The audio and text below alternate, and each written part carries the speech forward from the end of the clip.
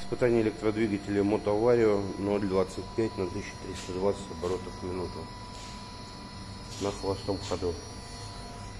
Ток холостого хода у нас 0,6 ампера, 1500 оборотов, 50 Гц. Была произведена перемотка, работает идеально.